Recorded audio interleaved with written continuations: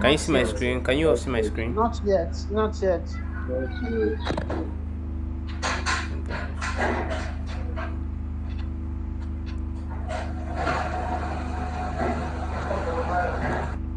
I can hear you.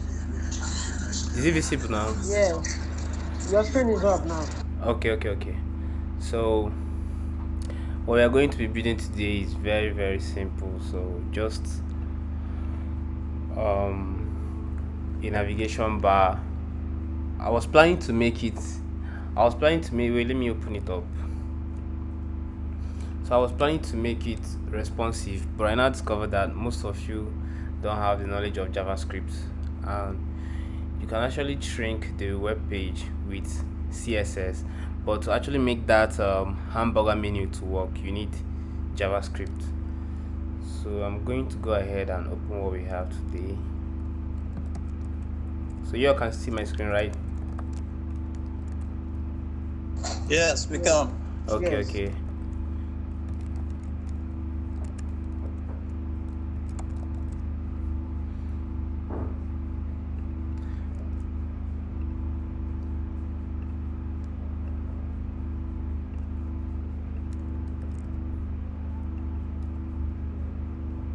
So just a simple stuff.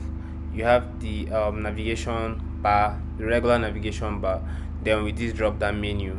Okay, that's what we have. Then if I shrink the page here, I'll get this hamburger menu, which does not work here because there's no JavaScript. I can add JavaScript to it, but I'll just make it to be responsive, and maybe later on we can add the JavaScript. For now, we are just going to work on the HTML and CSS aspect of the project. Okay, so can we continue? Yes, you can go ahead. All right. So because I know a lot of people will be like, I'm not following up, I don't understand, and it might discourage a lot of people. So let me just stick to the HTML and CSS. Maybe with time we'll get to start working, with JavaScript. All right. So I'm going to create a new project here.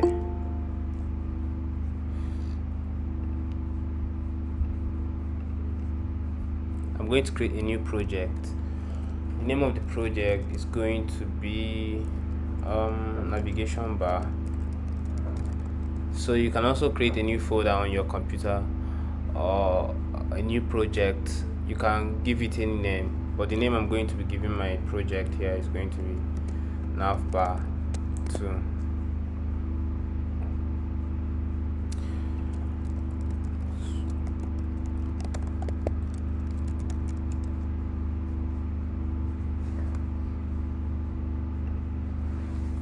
Alright, inside the navbar 2 folder, or whatever name you use for your project, create two files. The first one is the index.html. The second one is the styles.css file. So I'm going to create the index.html file, style.css.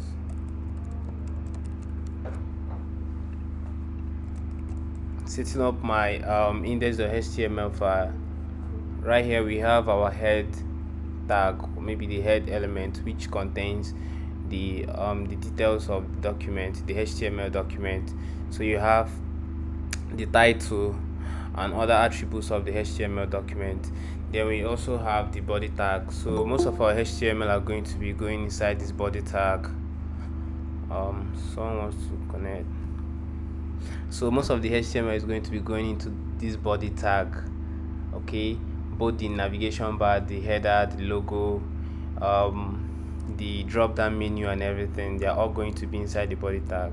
I'm sure most of you be aware of this by now. So I'm going to start by creating the header.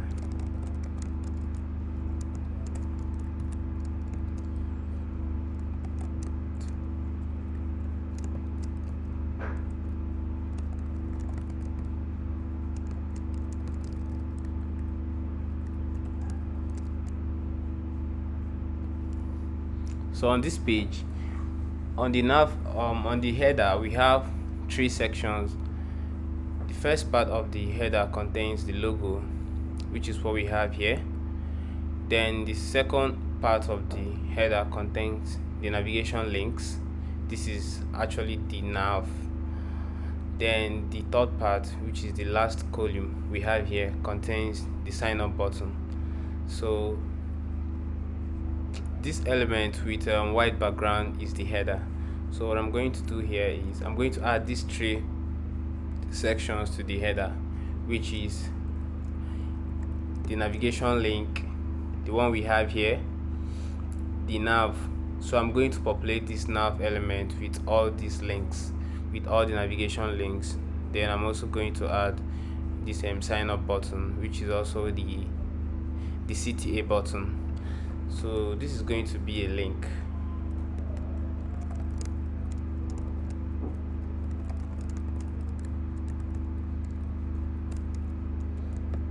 Alright, so inside the navigation we have the home, product, services, and about us. So I'm going to add these navigation links into the unordered list element. So we have the unordered list, and inside the unordered list we have this links element. So I'm going to use an image shortcut to add it.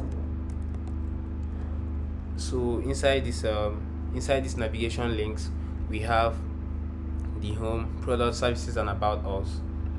So that's what I'm going to do here.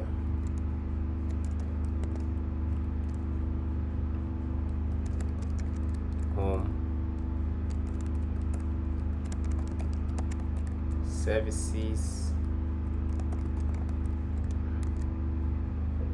home, product, services, about us.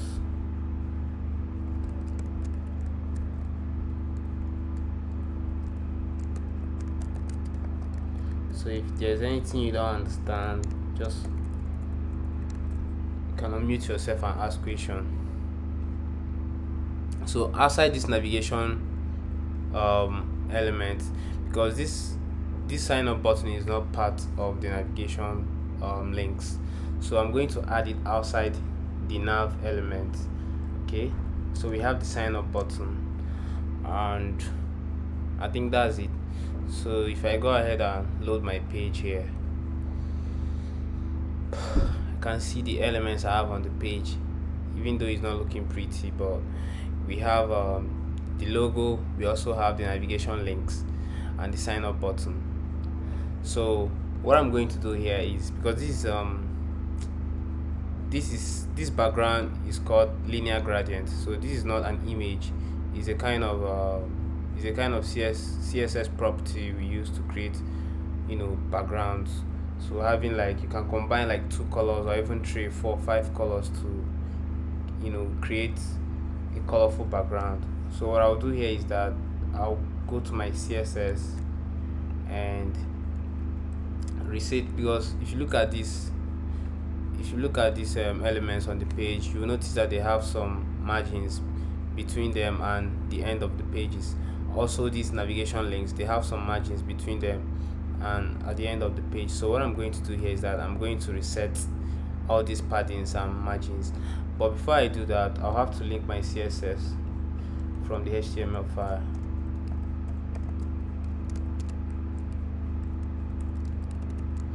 So now my CSS is now connected to the HTML file. I can test it by maybe changing the background color.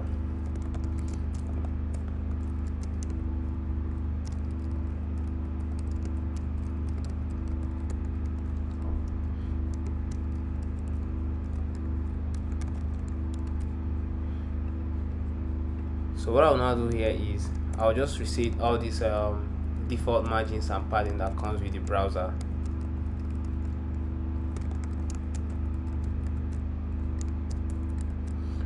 Alright, so as you can see, most of these elements are now lapping at the end of the page to show you that the margins and the paddings that comes with them have been reset. So another thing that I will need to do is to change the background color. So I'll just go to my inspect tools and grab the linear gradient that I used for this project.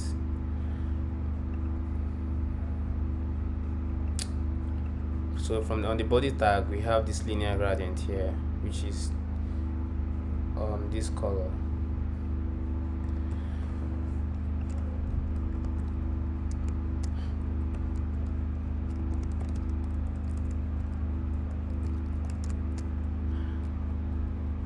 So if you want to apply a linear gradient to a page, it's not actually a background color. If it's maybe something like red, blue, you can use background color property to do that. But this is an image. This color you see right here, the browser treats it as an image. So when you use color, or maybe when you use linear gradient to apply a background color to the browser, or maybe to the body element of the web page, the browser treats it as an image. So what we'll do here is that we'll use the background image property to apply the linear gradient. So since I already have it, I'll just go here and grab it and paste. Okay, so after that, I'll go back to my web page here. So as you can see, the background color has been applied to the web page. So another thing that I'll have to do here is to change the header element, the background of the header element, to white. Why I'm doing that is because when you look at this HTML structure, you discover that the header element is the only direct child that the body element has, and that is the only element that is containing these items right here. So I'll go to my CSS and type the header. I'll just give classes to all these elements because I prefer using classes. So I'll just give this header. This is going to be the logo.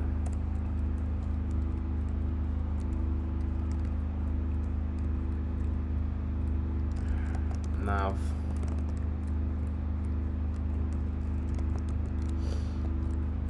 I'm going to give these nav lists because it's actually the container of the navigation links. So these ones will have the same class. So there will be navigation items, and the navigation links will have the same class too. Or let me just use link since they're referring to one link. Okay, then going back to my CSS, what I need to do is I'll have to apply a white background color to this element right here because this is the element that is containing these other elements. So when we go to the web page, you discover that the one with the white background is containing all these things here, and the one with the white background is the header element.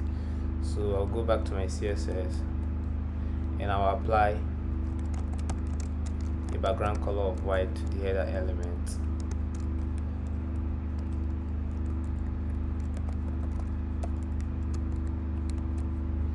Alright, so when I go to my web page, as you can see, it now has a background color of white. Now when we look at this, we discover that there are some things that doesn't match with what I have on this page. Number one is the font family. So this font style, someone wants to join.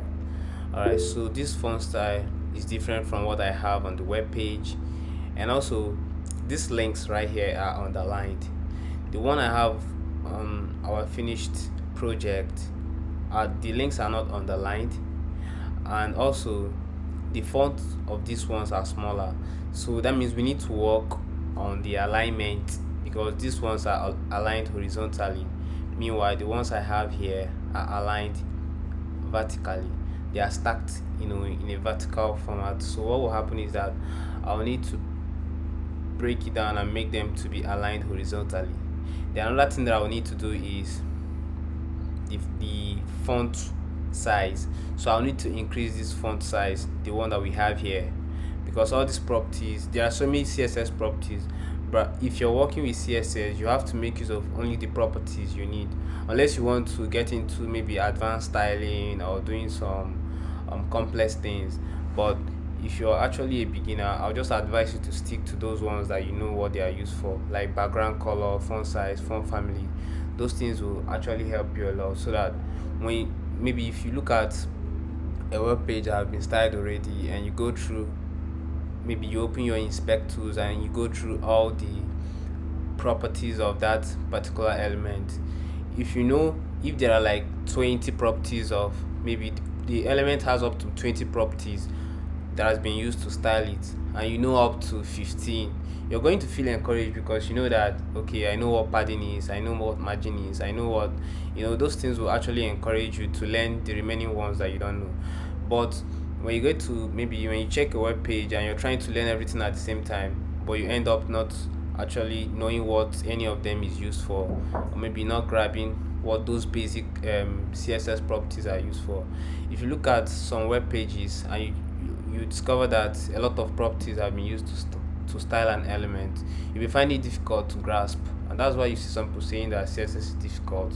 It's not like it's not difficult, so I'm going to be very honest with you. I don't know how to style everything, but it's very difficult. If you know the basics of css, maybe those padding, margin, those very very basic things, it will be very very hard for you to see maybe a kind of css layout that you won't have an idea, on how to set it, or maybe how to style it. So from here, the first thing I'll have to do is make sure that all the items are aligned horizontally. So how do I do that? Well, when we look at this web page, or maybe when we look at this web page, we'll discover that, like I said earlier, there are like three sections: the logo, the navigation links in the middle, and the sign up button. So what I'll have to do from here is I'll need to break this down, go to my HTML structure, and discover that inside the header element, which is the one with the white background, you have the logo, which is this one. You have the navigation links, which is this one, and also the sign up button, or the a tags, which is this one. So I'll start by changing I'll start by changing the header element to a flex box. When I go to my css, I'll give it a display of flex, and justify content is going to be space between. So what justify content does is that make sure that all the elements, depending on how many they are, if there are like 5 elements on the web page, it will make sure that 5 of them are given the same amount of space, equally. It distributes the same amount of space between them. Now, since we have only 3 elements inside this container, which is the header container, we have the a tag, we also have the navigation element, or maybe the navigation tag, then we have another a tag. So that means under this header element, it has 3 direct children. Okay, so what it will do is that it will distribute the same amount of space between them because of this justify content space between. So it wants, maybe let's say we can define this space between by saying that it will distribute the same amount of space between all of them. So that's why you have one of them here, one of them at the end, and one in the middle. If I add if I add this button, this a tag, and not maybe add like more 4 buttons, 1 2 3 4, so it will still distribute the same amount of space between them. One here, one here, one here, one here. So when you're working with this, you already know that, okay, if I look at a website like this and I have up to 3 different sections, because even the space between them will tell you that these ones are different from this one. These links right here are the same. So these links right here are the same. This link is different from this one, and this one at the end is different from this one. So you can easily break it down in that manner and know that, okay, this is what I'm working with, 3 different columns. Now I have to style them individually. So when I get back to my HTML, I'm going to delete these other ones that I don't need. And now I have my logo, the navigation links, which are also styled vertically, and the sign up button. Now when we look at this navigation link, you discover that it has bullet points. Bullet points are like by default, those are what list elements come with. If you have a list element right here, just like this one, and you have an unordered list, it will automatically insert bullet points to the values of that list item. So to remove these bullet points, because I don't need them on our web page here, there are no bullet points. What I'll do is I'll go to my CSS. There's a property called list type. You can use list type, you can use list type, but I'm going to use list type.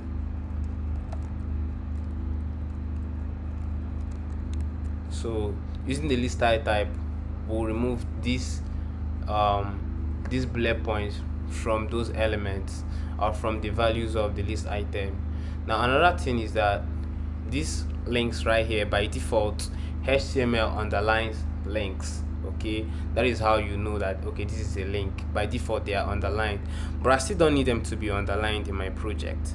So what I'll do, someone may ask, why don't you use like a p tag? Because if you're using a p tag, these elements right here will not be underlined and you will not have those bullet points.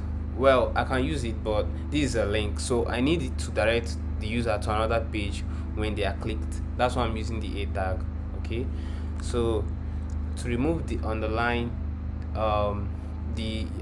to remove this underline from the text, I'll have to use another property called text decoration.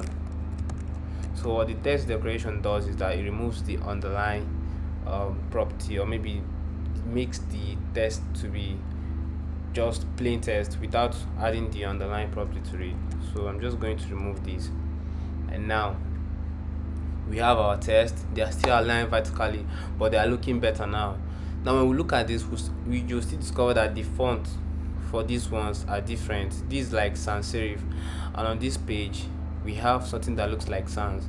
So what I'll do is I'll need to go and grab a font, another font. It could be maybe one of the default fonts in HTML. There are so many fonts here, but I'm not going to use any of these fonts. I'm not going to use any of them, so I'm going to grab a font from Google. So I'm going to go to my browser and type Google fonts. Alright, so when it opens, I'm going to grab this Roboto. So this is the name of the font that I'm using for this project. Let me show you guys how to get it. So on this page, you have to click on fonts. There are so many fonts here, even Chinese font, Japanese font, there are so many of them, but I'm just going to use this first one right here. There's no reason I'm using it, I just want to use it. You can use any font that you want to use. Then from the font weights, I'm going to be using the normal font weights, because when you look at my web page here, I have normal ones, I also have the bold ones. So these things we see here, these numbers represent font weights. Okay, so I'm going to use the regular font weights, the medium font weights, the bold. I think I'm done. I might just add one of the light font weight, which is like 300. So the higher the number, the bolder the letters. So that's why you have bold 700. You have these fonts that are very, very bold, you know. So I'm going to go to my CSM, to my HTML here, and I'll add this. This is called Google API link. So what this API link does is that these fonts we are seeing on the web page are hosted on Google. These fonts are not on my system. So for me to be able to use these fonts, I have to copy this link into my project, or I can just go here and grab this one and copy it into my CSS. I prefer using this one. Then I'll go here and I'll paste it. Then I'll also go and grab the font family, which is this one. So the font family is Roboto. Then I'll just go here and paste it into my font family. So the reason I'm pasting it into the body tag is because the body tag is containing every other element on this web page. So if I apply this font family to the body tag, it's going to be applied to all the tests. This one is going to be applied to this test, it's going to be applied to this test, going to apply to this test. So all these tests on the as in on the HTML document, that font is going to be applied to all of them. But if I apply this font family to maybe any of the elements, maybe let's say the A tags,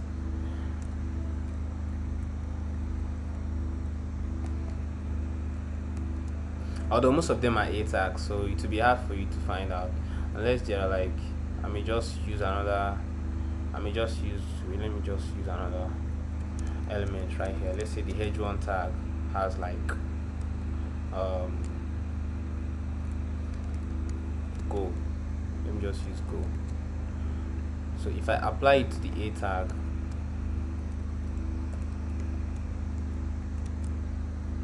these fonts will now be applied to all of them. To be applied to these, I don't know if you guys can notice, but the fonts for these ones have changed, except for this go.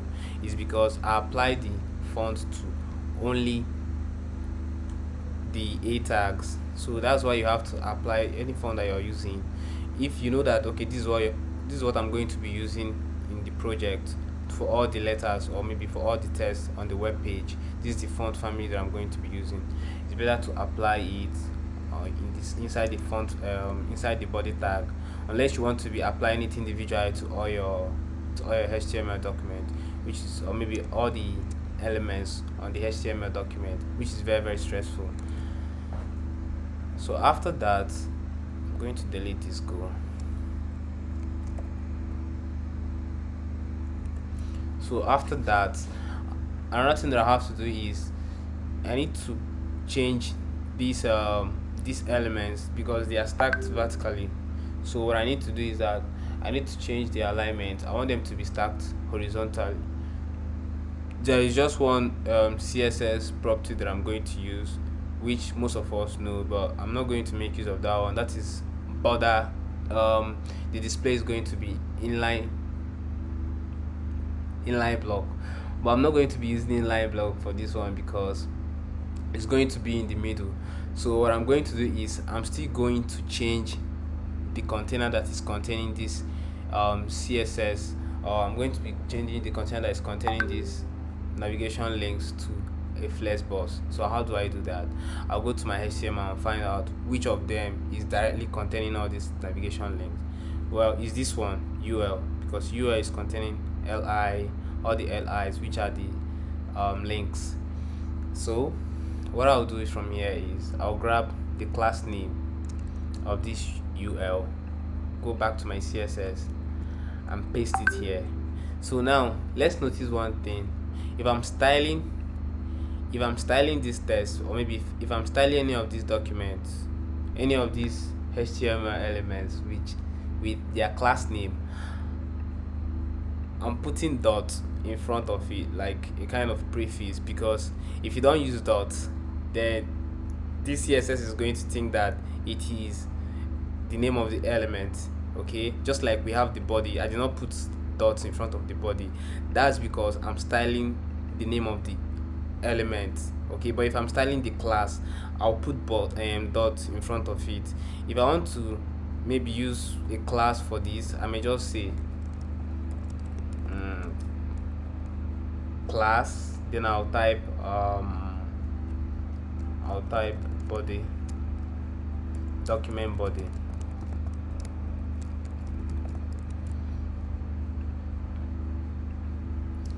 So any other thing I'm doing, maybe if I want to work with the body, if I want to work with the class name of the body, I'll just change this to dot, then document body. Okay, document body. So it's going to help CSS to know that, okay, this is not just the name of the element, this is the name of the class. So it will open the index.html and look for all the elements inside the body elements, or maybe it will still include the body element. To look for all these, and it will find the one with that particular class name, and it will use that style for it. There are some people who also prefer using id instead of class. So the difference between id and class name is that you can use id only once in the html document, but you cannot use it more than once. But if it is in class, just like I applied the same class to all these elements here, because you may have like many elements that you want to apply the same class to. Not just because you want to apply the same class, you want to style them the same, just like we have here. All these elements are similar to each other. So instead of you to be styling them differently, or maybe styling them individually, you can just apply one class name to all of them and style them. But if you're working with IDs, then just make sure that it's only one element that is going to have that ID. But I'm not going to be doing that, so what I'll do is I'll just delete this. So if you have any question, you can still ask.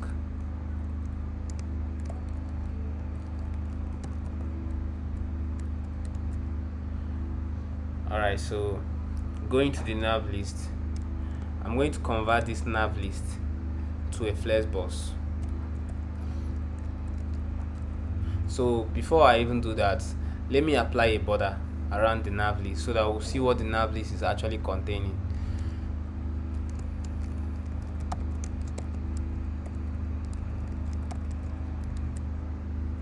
So the nav list is containing the home, products, services, and about us. So as you can see from the web page, it's just a bus that is containing all these items. Every item on the web page is like a bus. So what I'll do is that I'll convert it to a flex bus. Display flex, that's how you do that. Then once you convert it to a flex bus, it is now going to align all the items horizontally. But the issue here is that these items are aligned horizontally, but there is no space between them. Like we have here, there are spaces between these items. So how do I achieve that? Just add a gap to them. I can just go here and use this gap property. So what this gap property does is that when you add it to the element, or maybe the parent, because this is a parent to these other ones, so when you add it to the parent, what it does is that it applies that same property to all of them. For instance, if I add a gap of 10 pixel, then it's going to come to this HTML element and apply a gap of 10 pixel to each of these. So I'm going to do 10 pixel, but that 10 pixel is not enough. We need like 20. So someone may be asking, okay, how do you know it's 10 pixel? Well, it's all based on instincts and experience. So if you look at this, you already know that if you have a gap of maybe 10 pixel between the items, it's not going to look very good like we have here. So what you do is that you play around with the figures until you get what you want. So let me just leave it at 20 and see. Okay, but now I still have to increase the font size. So I'll go back here and type the font size. The font size for this, I'll make use of 1.2 rem. The people who use pixel, they are almost the same thing. So 1.2 rem is almost close. I think 1.2 rem is good. So what I'll do now is I'll need to change the color, because right here we have black, which is not, I cannot call it black, but it's almost black. So what I'll do is I'll come back here and I'll need to go and style, because when you're changing the color of a link, you have to style that link directly. Instead of styling the container, I'm not going to style the actual elements that are containing the text, which are the A tags. So I'm going to go here and copy the link, come back here and I'll paste it. So the color is going to be black. Even though I'm not going to use black, I'm going to change it later. So I now have black, and yeah, I can just increase this. Okay, let me just increase the font weight. So the font weight is actually that thing that I was talking about. From here, as you can see from the fonts that I copied or the fonts that I grabbed from the Google API, I use the 300, 400, 500, and 700. So if I want to increase this font weight, it should be the range of what that IP is providing. If I try to use, because we have 200 here, if we have 200 on the web page, okay, we have 100. There is no 200 for this style. We have the 100, and we also have the 900, I guess. Okay, so if I try to use 900 or 100, then it's not going to work. It's not even going to look like I applied any font weight to this. So you are only going to work within the constraints of what was provided to you. So what I'll do here is I'll change the font weight to 500. Let me see, 500. From here, if you look at this, you see that 500 is like bold, but not really bold. 500 is almost bold. The one that is actually very very bold is 700. So 500 is like medium. So I'll go to my web page and check. All right, so I think it's looking bigger now. Then another thing that I'll need to do is, there is not much padding between these header elements and the navigation links, so I'll just need to add padding to it.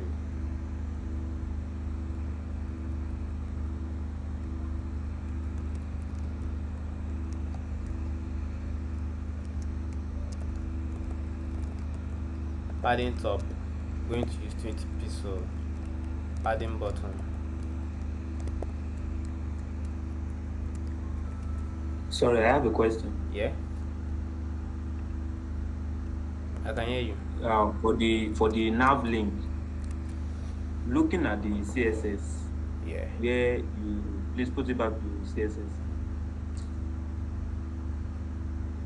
The nav link where you use the display flex, I think it's still the same thing with where you have to create another class for it to apply the color. Why not just put it the existing nav link? Okay, that was nav list. Yeah, sorry. Then another question I want to ask is, um, why didn't we use, or can we use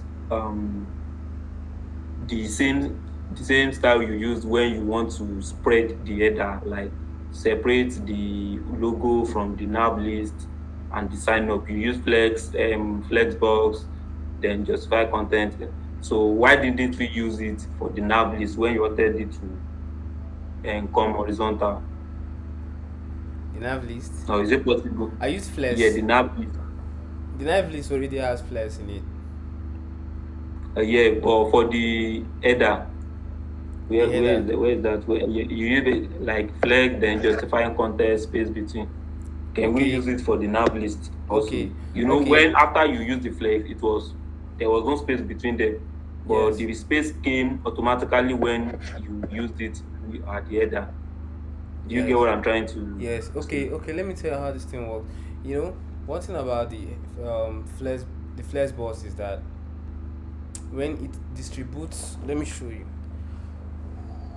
So if I apply a border around this, um, maybe 1 pixel solid, or already, let me just say that this is a border. This white background is a border.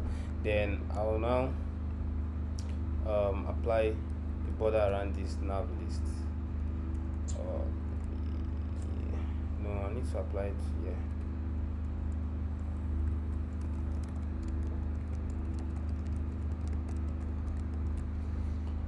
So what this thing does is that, you see how um there is no space between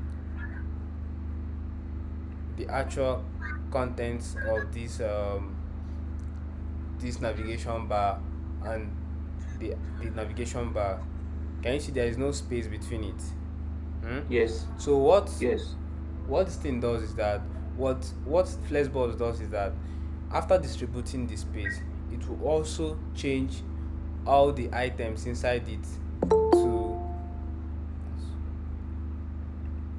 so after distributing the space, it will change all the items inside it to an inline block. So what that inline block is that you cannot take more than this amount of space. So even if there is enough space here, hmm, it will still shrink this navigation link. Okay, so there are some properties they use. Maybe we can just use flex basis. Flex basis will determine the actual width of this particular navigation link. Okay, from this width now, from this total width, which amount of, or what fraction of this whole width do you want to give to the navigation link, or maybe the so you can just determine that manually. But most times when you're working with maybe responsive website, or when you're trying to make sure that your site is responsive, it's not very wise to be setting width. Hmm? It's not very wise to be Yeah, yeah. setting constant width. Maybe you can say width is 400 pixel. It might look good on your screen, but when you try to open that same maybe web page from a phone, or maybe if you try to open it from another device that is not as wide or maybe as small as your screen, you will now notice that the elements are looking somehow disfigured, or maybe they don't look good enough. Okay, so that's why if you look at, anytime I'm working with all these CSS, I avoid using those. Okay, height, width. You rather use maybe 50% of the whole screen. So that means if the screen is shrinking, the element will be shrinking with the screen. If the screen is going up or maybe maximizing, the element will be maximizing with it. So what I did here was, maybe I just used the gap. So what this nav link will now do is that after applying that gap, or maybe while trying to apply that gap to each of the elements, it will now discover that there is no way it's going to apply that same gap to each of the elements and still remain the same. So it will now do is that this padding, or maybe this padding between this gap, will force it to expand. Okay, and property of this gap is actually property of the flex, like it comes with a flex container. So if I remove this flex right here, this particular one right here, okay, then this gap will not work. Do you get what I'm saying? Yes, I understand. Yeah, so if you're trying to apply maybe that justify content, just make sure that this this particular nav link is taking up the whole width. So all the contents, yeah, all the contents now have free amount of space to, like, enough amount of space to, yeah. So that's what I mean. So that Thank was why I you. use this. Yeah, no problem.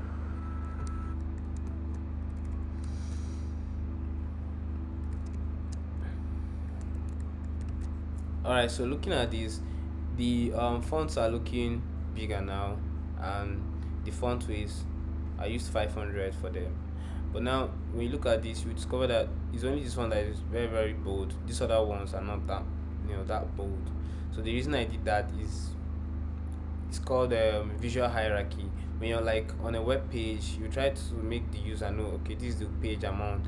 If they're like on the services page, you can also change it so that these properties will not be on the services, services page, or maybe the services navigation link, so that it will be very bold. And I think you can achieve that with JavaScript, but we are still working with HTML and CSS. So I'm going to set a static value to the home. Then what I'll do from here is, I'll change this to maybe 300. Let me see. Okay, 400. Okay, they are looking smaller now, as now I've reduced the font weight, but I need to increase this. So how do I do that? I'll go back to my HTML, and I'll look for the home link, which is this one, is the active one. So I can just do maybe active page. I can just use a different class for it, active page.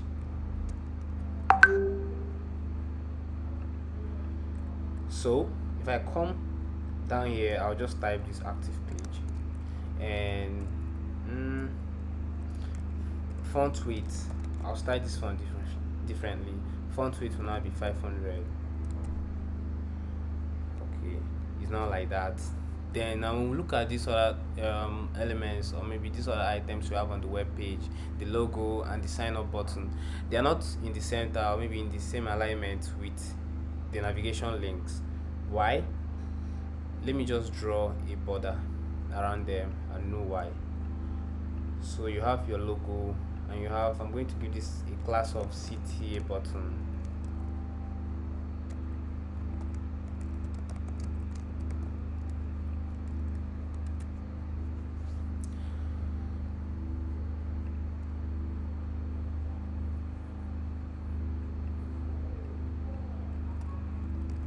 So you have the logo and you also have the CTA button.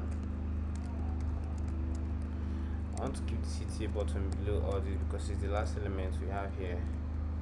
Okay, so give it a border of 1 pixel solid black or maybe solid red, and the logo the same thing, border.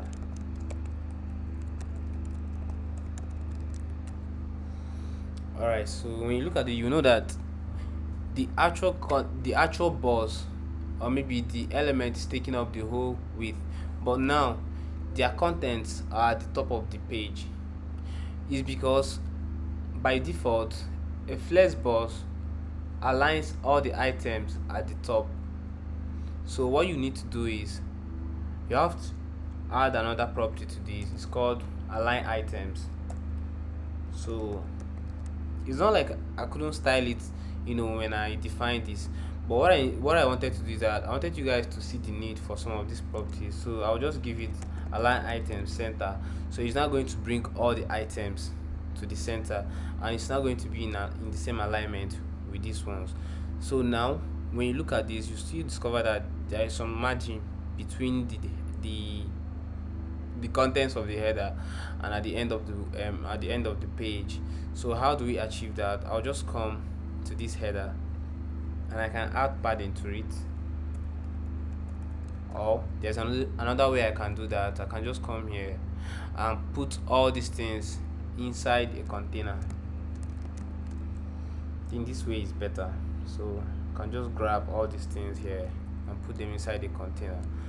So if I put them inside the container, those stylings that are added to my web page will go out. So I'll just come back here and give this, maybe I'll just give it wrapper, so it will be the one that is wrapping all these other elements. I'll copy it, then I'll come back here, and among all these properties that the header element has, the only one that I'm going to be using still is the background color. The other ones, I don't need them in the header element anymore, so I'll just put them inside this wrapper. So I'll just grab all these other ones and put them inside the wrapper. Then I'll still have my the CSS and the stylings of the wrapper element back. Then another thing that I'll need to do is I need to add some margin at the end of the web page. So to do that, I'll add it to my wrapper. So I'll just put a border around here so that we can see how much space or how much width the wrapper is taking up. Blue. Okay, it's taking up the whole thing on the page. So what I'll do now is I'll give it the width. So instead of doing all those 800, 900 pixel, I can just do 80%, because I know that if the page is shrinking, it will be shrinking with it. So I cannot add a width of 80% to it, and I'll still check. Now after adding the width, you can see by default it is aligned to the right left hand side. So to bring it to the center, I'll use margin auto. Up and down will be 0. I don't want to add any margin at the top and at the bottom, so I'll just use margin up and down 0. Then I'll also, the left and right will now be auto. So auto means that it is now going to stick this item to the center of the page. And now we have the wrapper right inside the middle of the header element, and it is not just in the middle, it is consuming only 80% of the whole width in the header element. So even if I shrink this web page, it will still be 80%. This is 80% now. It will never go below that 80%. But if you use something like maybe 800 pixel, let me show you guys.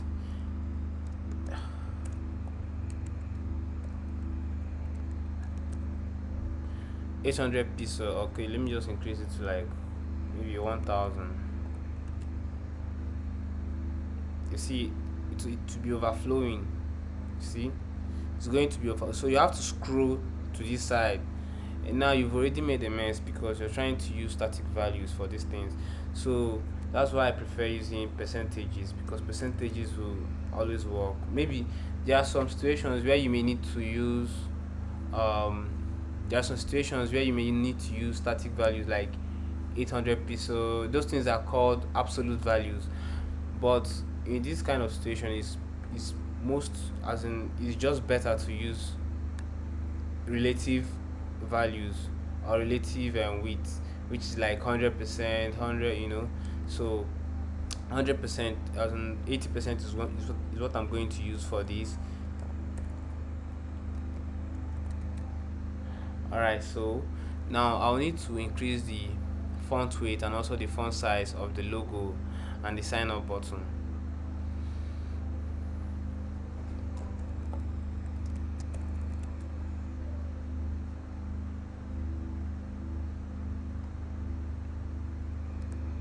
So I'll use a font size of maybe 2 rem because I want it to be bigger than all these other items here.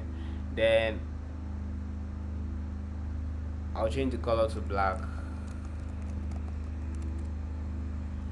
I think font weight is going to be, I want it to be very bold.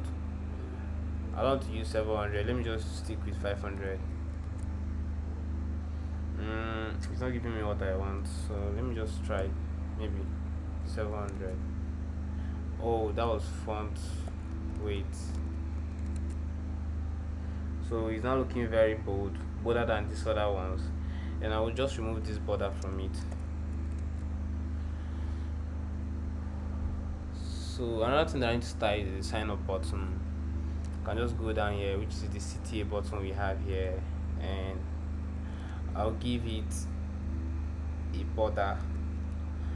Okay, it already has a border. I'll just give it a padding. Padding left is going to be 20 pixel. Padding right 20 pixel. Okay, so now I need to pad it at the top and also at the bottom. Going to be 20. Okay, let me use 10.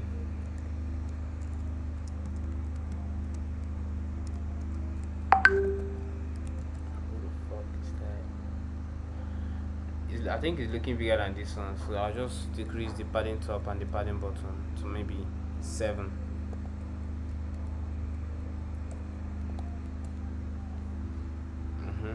Then I'll change the background color, because the background color of this one is blue, this color right here. So I'll just change it to blue. I'll go here and grab this color.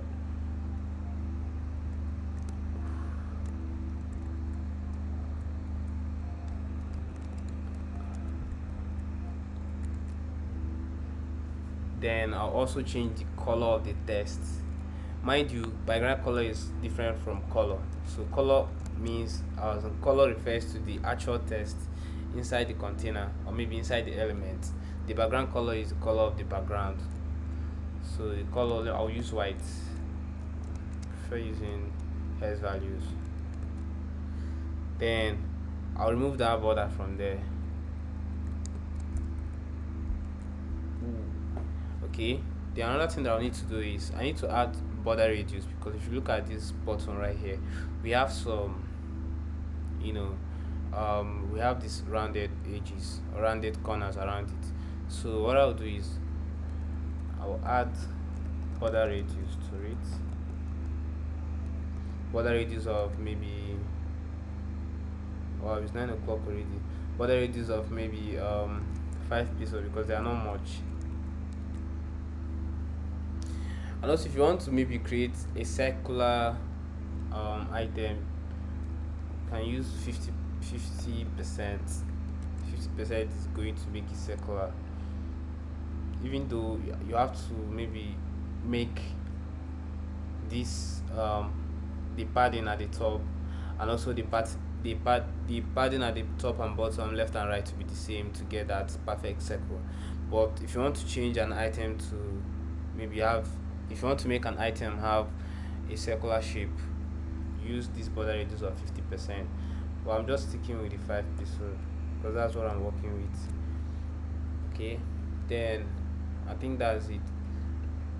So when we hover over these items here, you see they change color, blue color. So I'll need to also add that effect to those things. These things are navigation links, so I'll have to add it to the navigation link.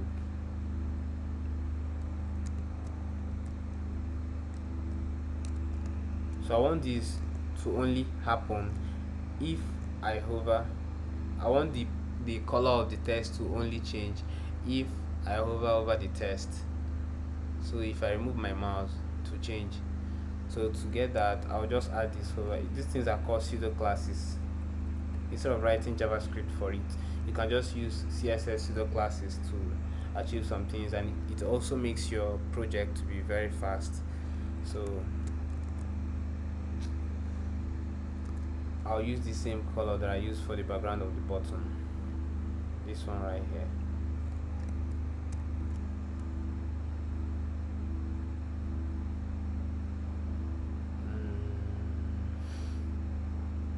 Alright, so I'm going to add it here, color.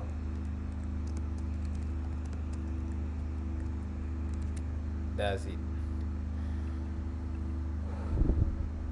So it's not changing. I'll also increase the space between the items. Let me use 55 ahead. So another thing is this drop down. Yeah, this drop down. So for this drop down, what I'm going to do is I'm going to go back to my HTML, because sometimes these drop downs are like, if you want to add more items on the web page but there is no space, or maybe if you want to group items, these products could be anything. Okay, services could be anything. So if there are not maybe if there's not enough width on the web page to add everything, you can just make use of the drop downs to add these things. So you can make use of the drop downs to add it. So to get that, I'll need to get the actual items and their categories. So let's say for the products, instead of using this logo ranges here, I'll just go here and add it inside the, I don't know if you guys can grab the, but I'll just try to add it inside the elements. Now if I want, maybe for the products, and I want all the items that are inside the category of products to appear once I hover over the product, what I'll need to do is that I'll add it inside this list item of the product. Okay, so under here I will get another list, or maybe I can just use div, and inside this div I'll add those other items. For the products, I may just say let's say all fruits. Let me change this to fruits.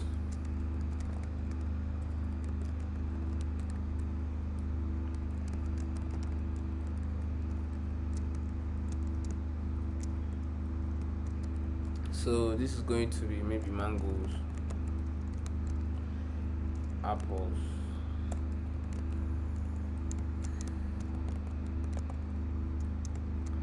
and watermelons. Alright, so now we want these options to show only and only when we hover over this fruits link, or maybe we will hover over this navigation link that contains the fruits. And under the services, I may just add some services like,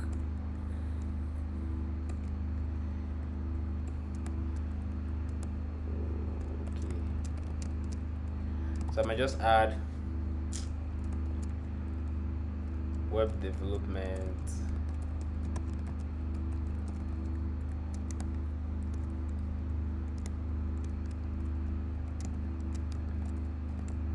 UI UX design,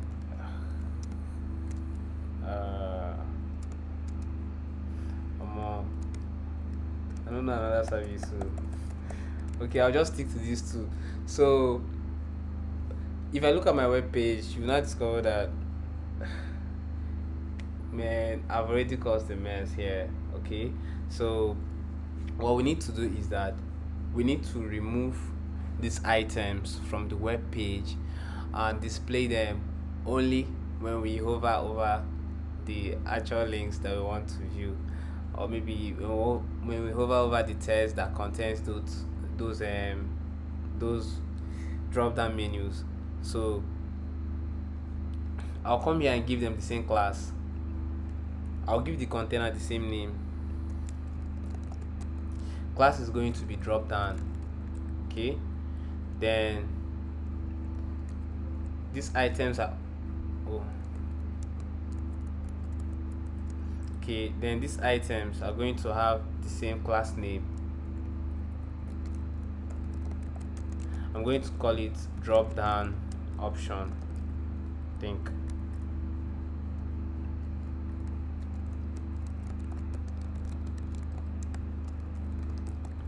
All right, so we have these and we also have the drop down.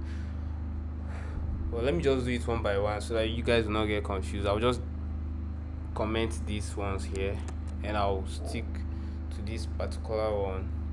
So I'll draw a border around that drop down so that you guys will see the container and how much width it is taking up.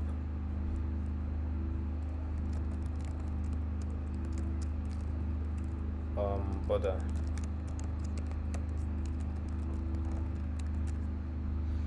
So that's the width right there. But one thing is that it is also attaching itself below the links. That is why the header element is just, as in the height has increased to this extent. So what I need to do is that I need to make this element, or maybe this container, I need to give it a position absolute.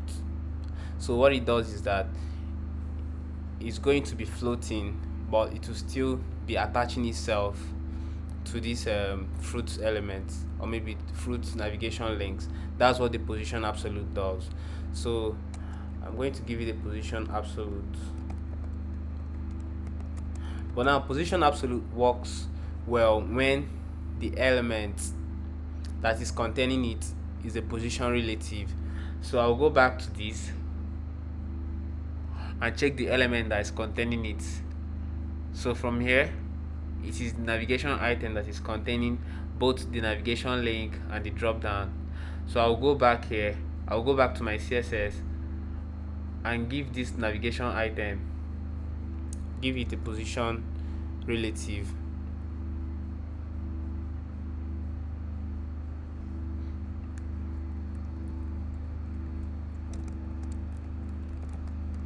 But I want you guys to notice that even before I added before I'm adding the position relative, is already floating, so it's no longer affecting the header element, and it's not increasing its height. So I'll give it position relative here. Then another thing that I'll need to do is, this is now when I'll have to use a kind of static value for the width, because the width by 100%, or maybe by default, is going to be the width of this fruit link, and the width is just from here, I guess, from here to this place. If you go back here, you'll notice that even this drop down menu has like kind of wider width from this place to this place. So to achieve that, I'll just give it a width of 400 pixel, because I know that this option is not going to display on mobile phones. When you go to websites, where you're going to see, if you visit a website from your phone, where you're going to see there is the hamburger menu, you won't find this thing here. You won't find this thing there unless you're visiting the website on maybe an iPad or a tablet. But if it is a normal phone, you will never find this option here. So what I'll do is I'll add it, because I know that anyone who is going to be seeing this on the web page is going to be viewing it from their desktop. So I'm going to give it a width of 400 pixel.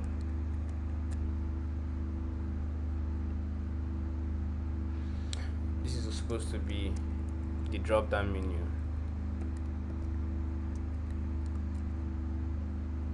Okay, then I'll also give it a background of white.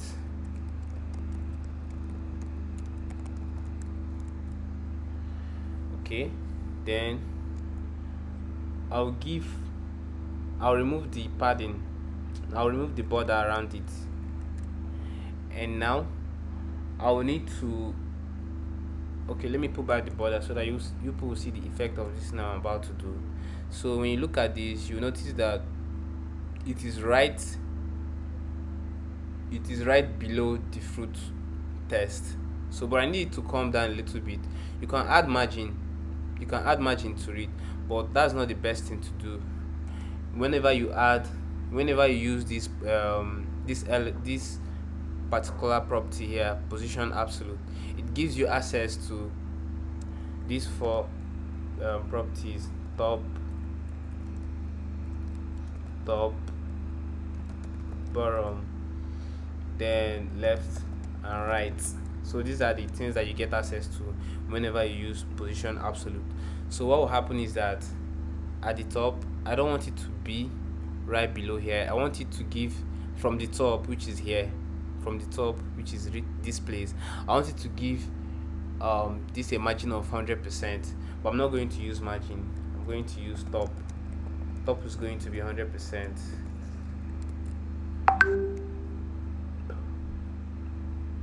Alright, so top is going to be 100%, and also the left is going to be 100%, as in 0%. So I want it to have a zero margin from the left hand side. The another thing I also want to do is I want to add padding to all these elements right here.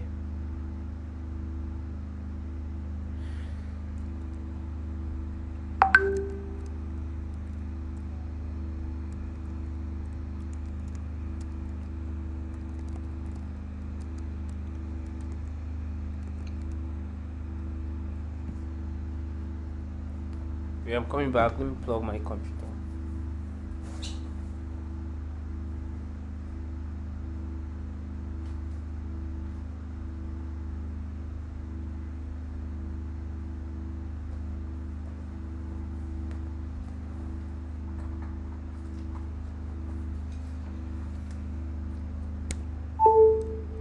Alright, so giving it a padding of maybe 10 pixel, padding left and padding right.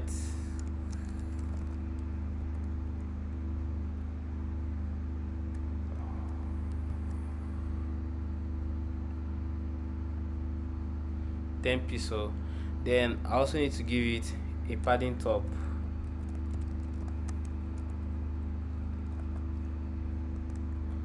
of maybe 20 pixel. Also padding bottom of 20 pixel.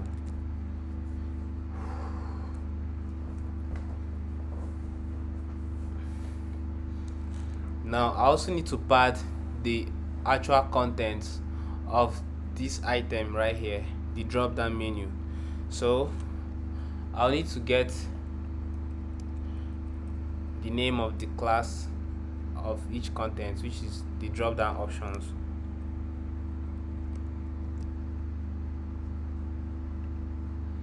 I hope you guys are not lost. Alright, so the drop down option, Then I'll need to add padding to it, or let me copy this padding top, padding bottom and everything, and move it to the options.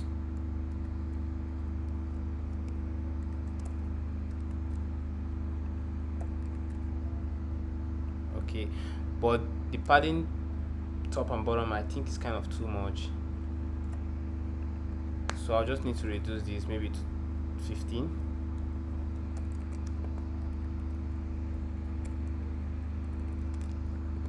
15 pixel. Okay, then another thing that I need to do is I need to remove this border, and also add border radius around this because it has rounded corners.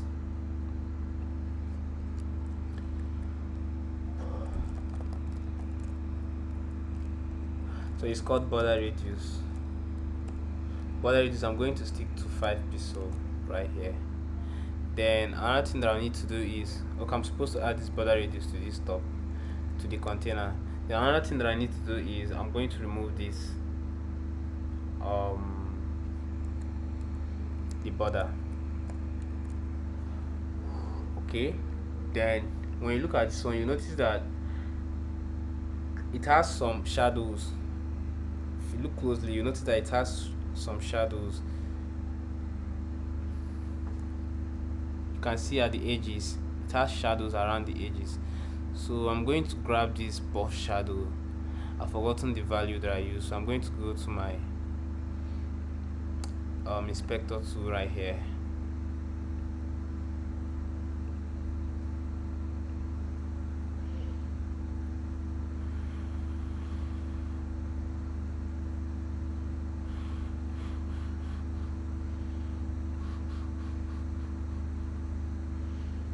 Alright, so I'm going to grab this.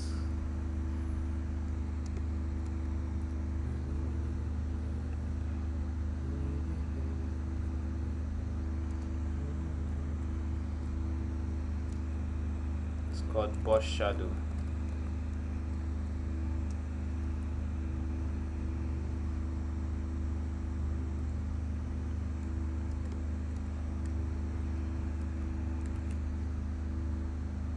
Okay, so also when you look at this, you know that it is still lapping with the text, like it's almost very close to it. That's not what I want. I want some space between the drop down menu and the navigation links. So I need to go back to my navigation links and draw a border around it. Let me see something. Yeah,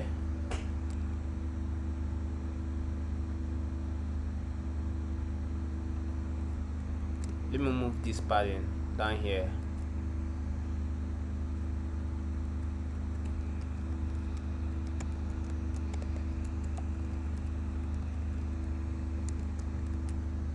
So each of the links has this, and going to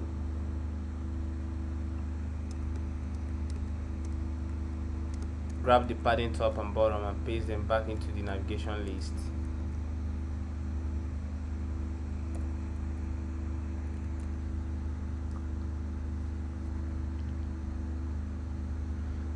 Let me add some margins to this.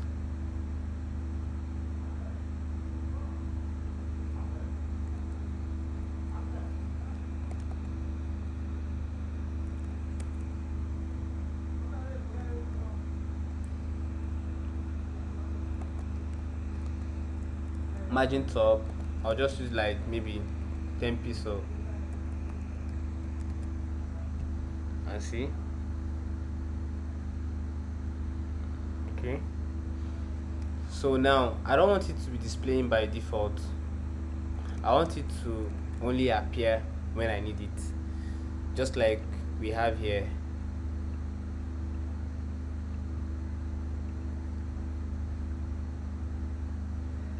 So I want it to only show on the page when I need it.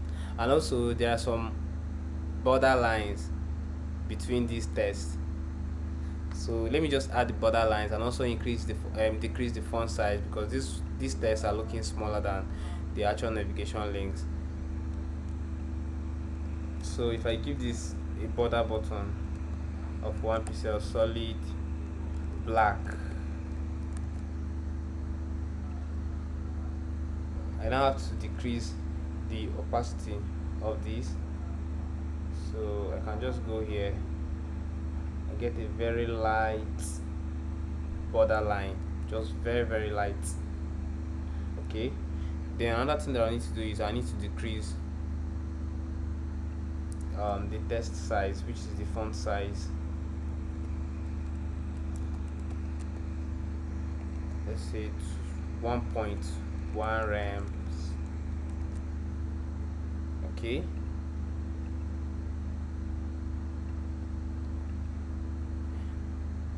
I can also increase the padding top and bottom a little bit, maybe 17.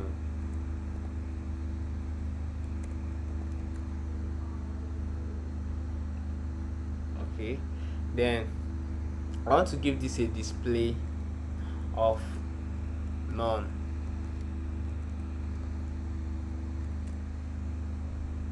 So by default it's not supposed to be showing on the web page, and even if I put this one back, they are still going to have the same property, so I'm not going to style it individually. So you see, we have this one, we also have this one. So to make this to only show when I hover over the text, first of all I need to remove the display, so the display is going to be none. So you only add this display none after you finish styling it. Then I'll go back to my navigation link and find out the item that is containing both of them. The name of the item is, or maybe the name of the element is navigation item or nav item. So the nav item, I want it to change the class of this, the display property of this, to be maybe block or any other thing apart from none anytime I hover over it. So you can do this with you can do this from JavaScript, but I'm going to implement this from CSS. I'm grabbing my navigation item, which is nav item, and I'm going to add a pseudo link to it. So anytime I hover over it, I want the drop down to display.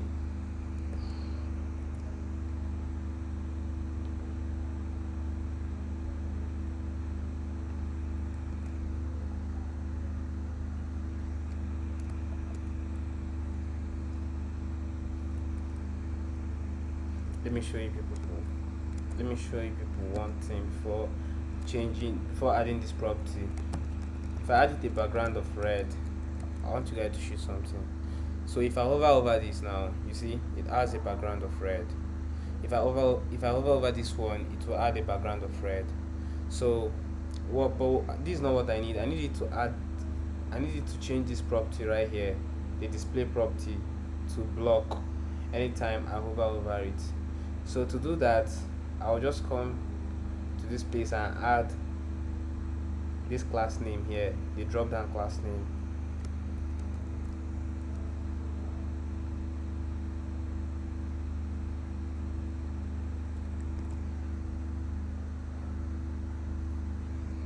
Alright, so I will not give it a display of block, but this is only going to work if I hover over this. Okay, then I'm still going to give it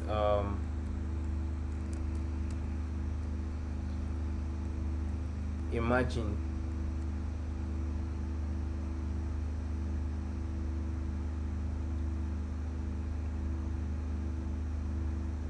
Where is it? Okay, I'm still going to give it a margin of 0, a margin top of 0.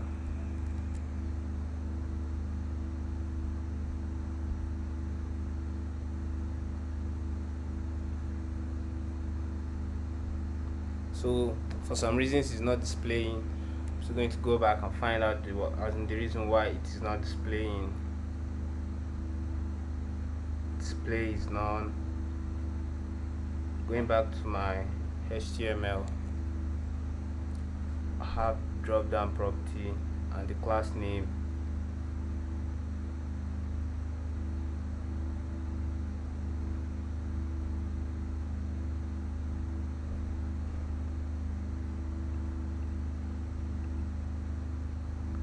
So this is actually supposed to be displaying by default because I did not add any display class to it. So I'm going to go here and comment this. I'm going to come back to my drop down. I think there's a problem with this.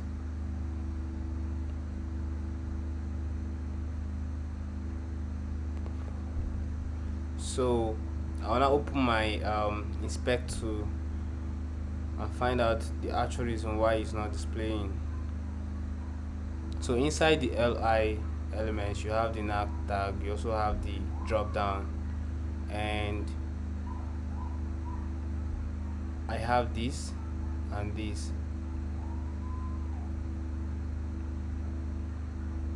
It has a display of none from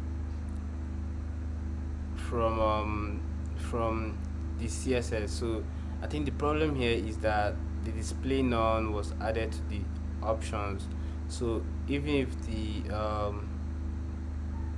parent displays, the content will still have a display none. So I have to go back here and add this property to the parent element, and first of all I'll just comment it so that you guys will see it's displaying. So I'll give it a display of none so that it doesn't display. Then I'll also go back to this and I'll comment it. Sorry, please. I have. I don't know if it's okay. Is it showing now? Yeah, It's showing now. Okay. So what was the issue? the issue was because the display none property was added to the options.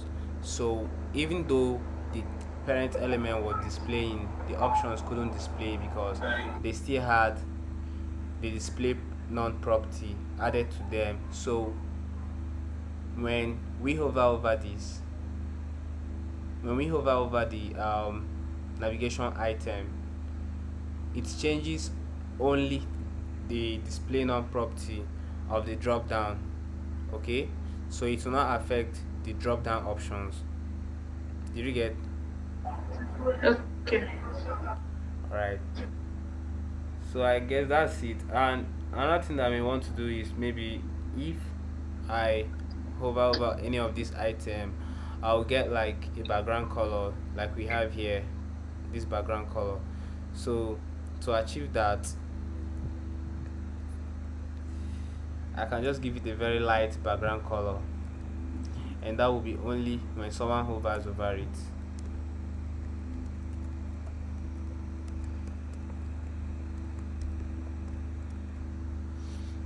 So background color would be something like almost white but not white. So I'll just go here and grab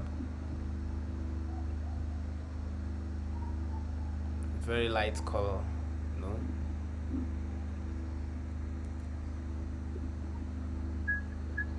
I'm going to increase it a little bit.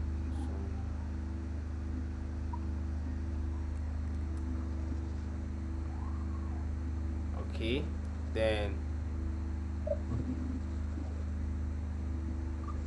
another Please, thing I'll is, say something.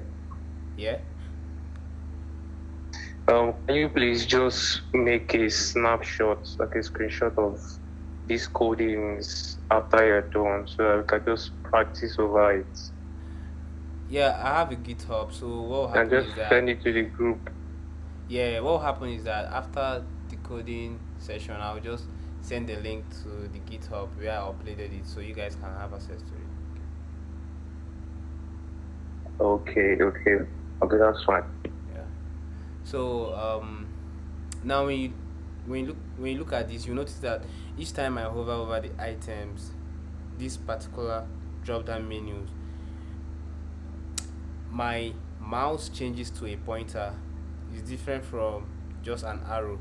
So we need the mouse to change over to a pointer because it gives the user the impression that okay, this is clickable. For instance, if you have something that is looking almost like, I don't know how to say, but just that gives your mouth that gives your mouse this arrow, shape. You feel like this is not something I can click. So we need it to change to a pointer anytime we hover over the items on the drop down menu. So to achieve that, we use a property called pointer. So I'm going to do cursor pointer. So cursor, I'm going to change it to pointer. So what it's going to do is that it's going to change. This is the one this is the project that we are working on. So I'm just going to hover over this and to change it to pointer. And another thing now, I also want to show you guys is the other properties it has. So it has resize. For instance, there are some pages that you may get, as in once you hover over them, you now notice that you can drag and resize. So it gives you this one now gives you the impression that okay, this is a place that where you can click, just like a resizable, rows and column. So you can just click on it to drag it to extend the width. Then, but with the help of this, your mouse changing to this shape, it will give you that impression that okay, this is the point where you will click to resize it. And also another one we have is weight. So what weight does is that maybe if you click on a button that is processing, or maybe if you try to click on a button that is already disabled, for instance this one is going to show you this loading signal to tell you that it's either the button is not working, or maybe you have to wait for, let's say you sent a request for something and it is loading. So it gives you this impression that you have to wait before performing another action. So but the one we are going to be making use of here is just the pointer. Okay, so I think that's it. Okay, because actually this is something that will require JavaScript to make it very very responsive, because my website starts breaking once it gets to this point. My navigation bar starts breaking once it gets to this point, and I need to style it and also use JavaScript to just like we have here, to access the navigation links that I will hide after minimizing it, or maybe removing some of the items, these ones here. But now I'll need JavaScript to do that, and I don't want to confuse you guys. I just want you guys to go home with this code, practice it. I'm going to upload it in the group chat right now, so that you guys can look over it, practice it. Then if you have any question to ask me, you can also drop it in the group chat. Okay, I think this will be the end of this meeting. If there's any of you who has a question to ask me, you can feel free to ask.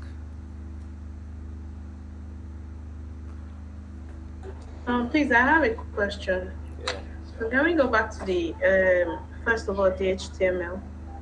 I want to ask about the hover and how Is we it the are displaying CSS or the buttons. is it the So CSS? so the Please, I have a question. I think the direct child of I mean the direct parent of Please, this can I go drop ahead? down No, just wait. Someone is is the asking a nav. question when she's done. Okay, just hold on. Um. Okay, continue. So the drop down is a direct child of the okay, it's in a div. So it's not a direct child of the nav link. Yeah, yeah, It's a direct child of the nav item. yeah. Okay, all right. So that was what was. So I Okay, was wondering why you used the nav link, the hover on the nav link instead of the hover on the nav item instead of on the nav link, because I thought it was a child of the nav link. all But right. I understand now. Okay, Mm. okay. So someone else has a question. Who else has a question?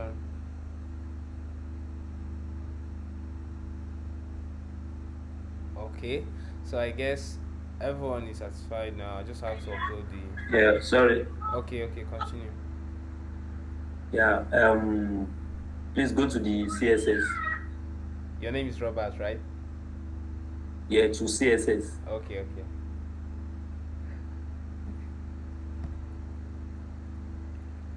Please, I have There, a question, please. this is HTML. I have a Okay, question, there. please. Yeah. Can I go ahead, please? No, just hold on. Kola Wole. Just hold on. No, let's have him. Let's have him. Okay, okay, okay, I okay. will talk after. Okay, you can ask your question. Oh, it seems like you just left. He's gone, I guess. Yeah.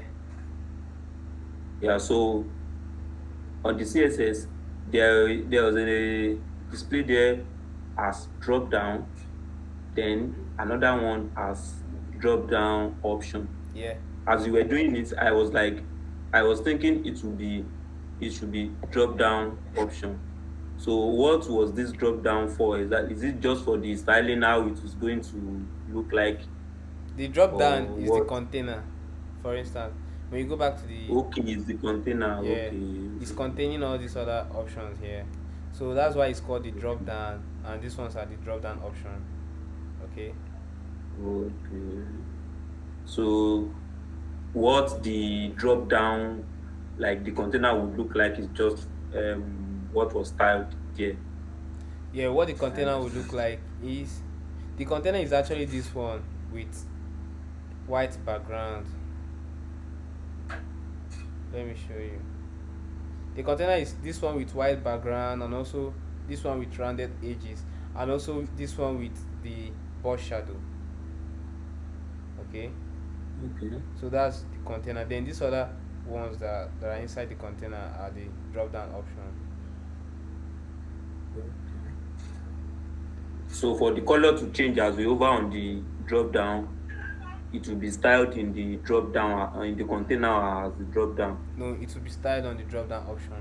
Okay, just Oh, like as the background is changing now. Okay, if I change, if I change the,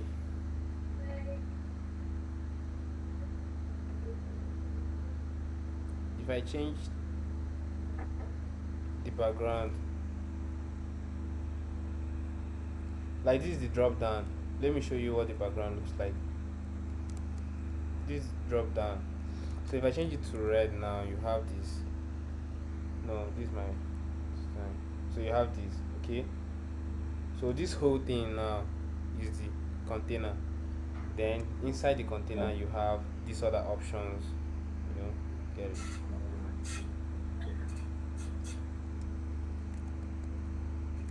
all right. Thank you.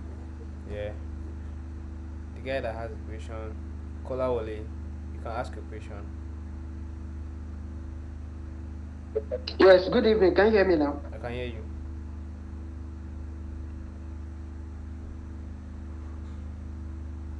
Yes, in particular, you were using REMs. How can we convert that pixel to REMs? Number one. How can Okay. we convert pixels to REMs? Number Okay. two, you use class. What if I'm to use type? In what situation am I supposed to use type, ID, and class when I'm styling my CSS? When I'm styling with my CSS. Okay. So actually one class as in one one rem is equal to 16 pixel. Okay, so when I have, well, let me show you rem to pixel conversion. So I can just use any of these websites. So if I have like one rem here, it's equals to 16 pixel. Okay, so if I'm using like 1.5, 1.5, or maybe one, okay, like 2 rem, automatically it's 32 pixel. Okay, so if you want to use any value, maybe a rem or maybe a pixel, or if you're working on a project whereby person who developed it or who designed it use, because if I'm working on maybe Figma, what I have there is pixel.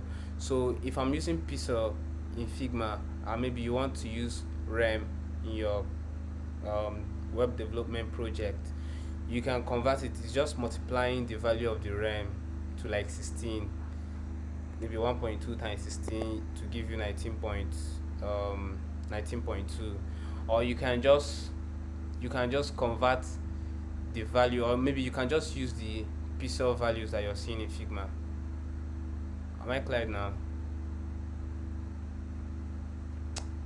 Yes, thank you. All right. So concerning the class, you asked the question concerning the class and the type and the the ID. Okay.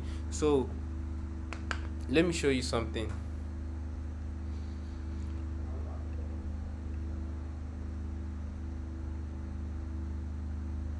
Let's say, for instance, I'm trying to use ID here. Okay, so I'm just going to go ahead and change all these things to ID. I've changed them to ID. And if you're styling ID uh, in CSS, I'm going to use hash instead of dot.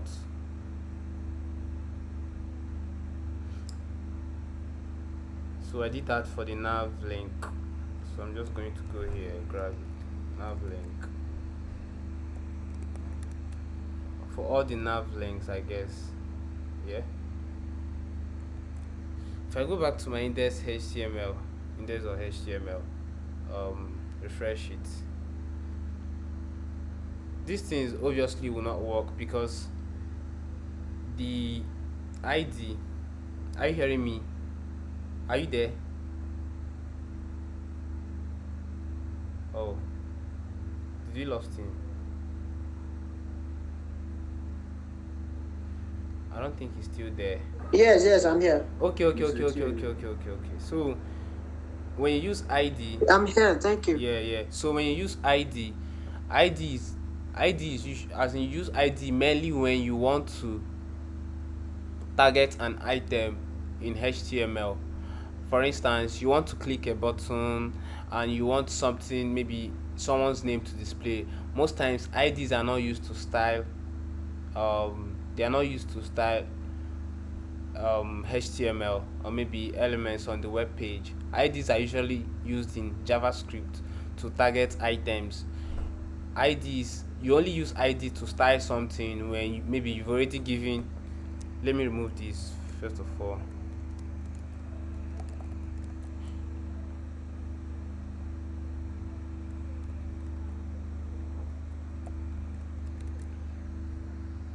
Alright, so you only use IDs to style a particular item when you've already given it an ID and you need to use it in JavaScript.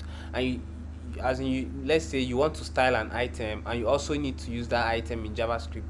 So you can just make use of the ID for the styling and also for targeting that item from JavaScript.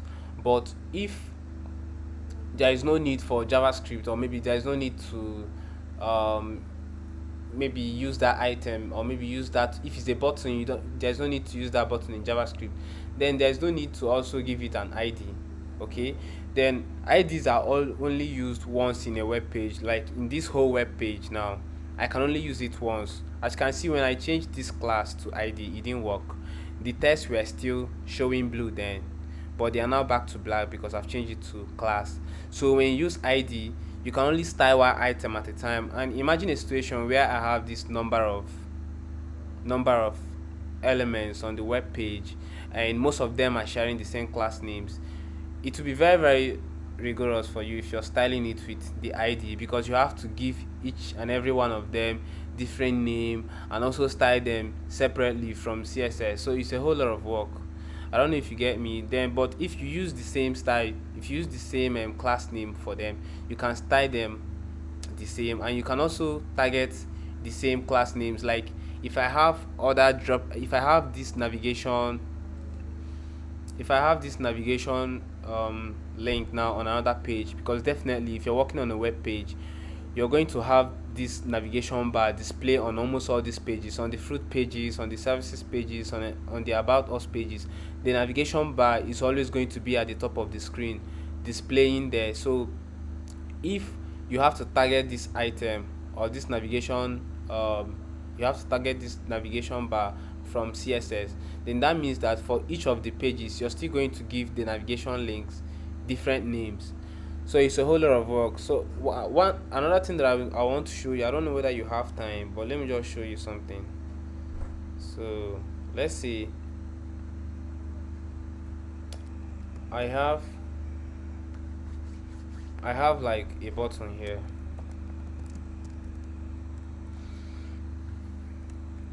Let's make it a form.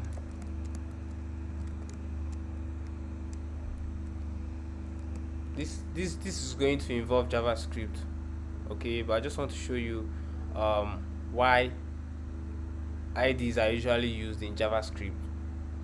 And another thing that is very, very important to also note is that if, for instance, these things are different buttons that maybe I want to give different functions to, and I want them to be doing different things in JavaScript, um, you can never target all these classes and give them that same functions. You have to target them individually and give them the functions. So but these things will be hard for most of you to wrap your head around because you're not working with JavaScript already. But let me just show you one thing before I close this meeting. So let's say I have a form that takes in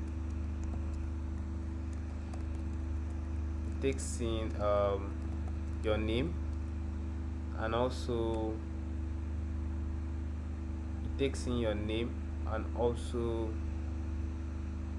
phone number or email.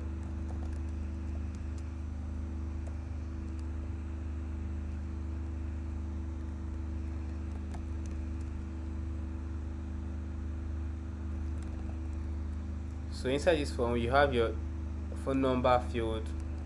I'm going to give the placeholder of name, and also you have placeholder of email.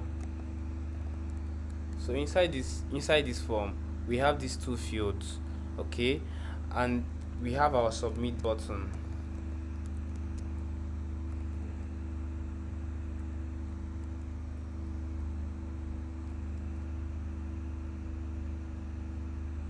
Submit.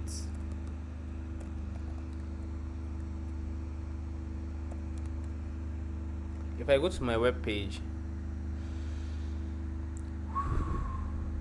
alright, so I have my form here. I'm not going to bother styling them because it will take much of our time, but I have these two form. Now when I try to fill it, maybe let's say I have my name, I'll just type Harmony, and email could be like anything at gmail.com, and I submit it. If I want this same name to display on the web page, I'm going to use another DOM element, or maybe I'm going to use another hedge as another element to do that. Let's say this is supposed to display the name. So I have my span tag here. So inside this I have name. Let me give it an ID of name to show you where IDs are mainly used. So I'll just give this name, and I'll give it like I'll give it display name.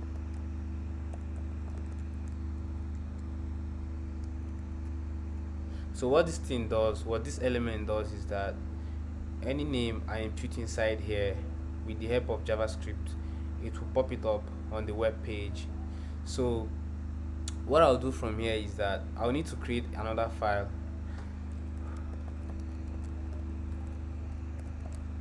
index.js, and I'll import that file into my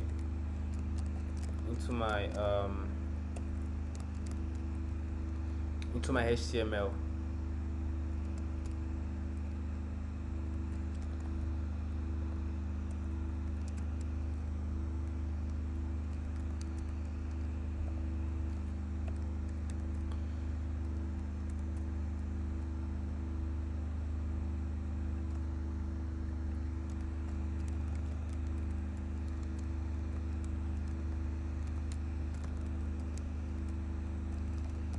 not sure you guys will understand this part of this tutorial, but don't worry, I just want to show um color relay something so that you will be able to understand this and why I prefer using classes when styling elements. Okay, so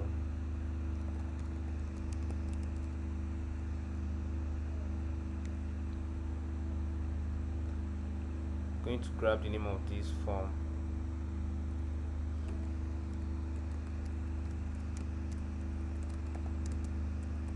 So when working with JavaScript, most times what you'll be using is the ID, because the ID will help you to target this form element. Now in JavaScript, if you want this form to perform an action, you will not type form, rather you use the name of the ID.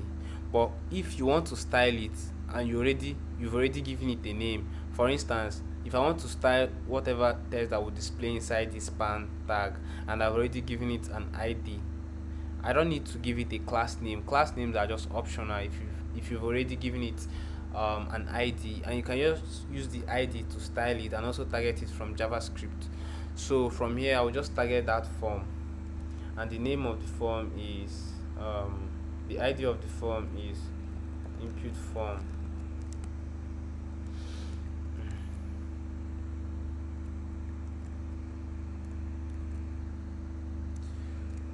So I want this form to perform an action anytime it is submitted. Submit.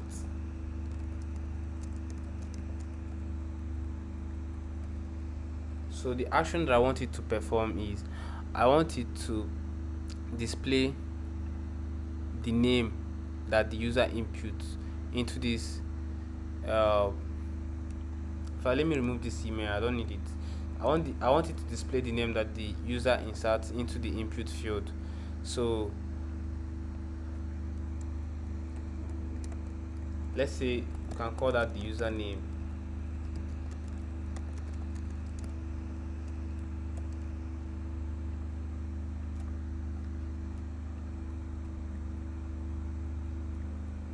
ID here is going to be username,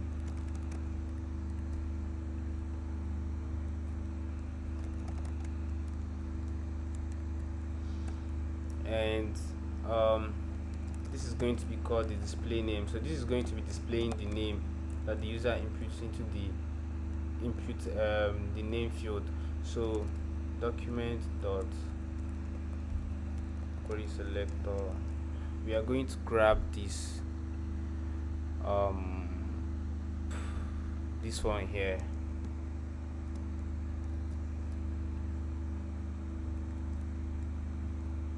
So if I'm targeting an ID from JavaScript, I'll use the hash, and most of them are IDs. If I'm targeting a class name from JavaScript, I'll use dot, exactly the same way we do in CSS.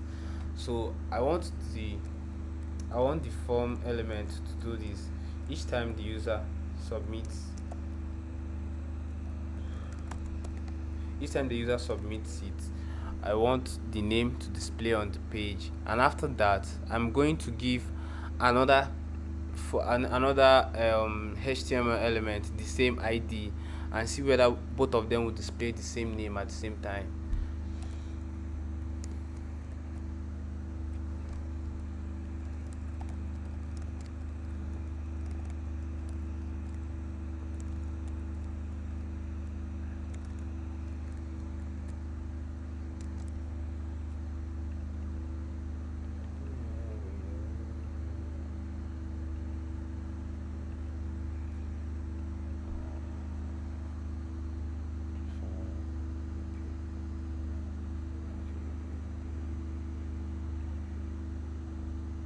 Value.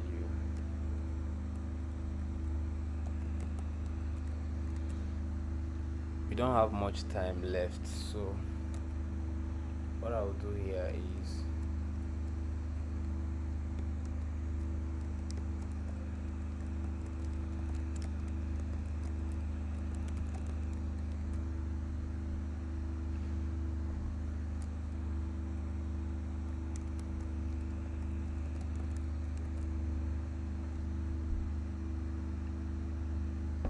then I'll just um get this item right here. So if I just type harmony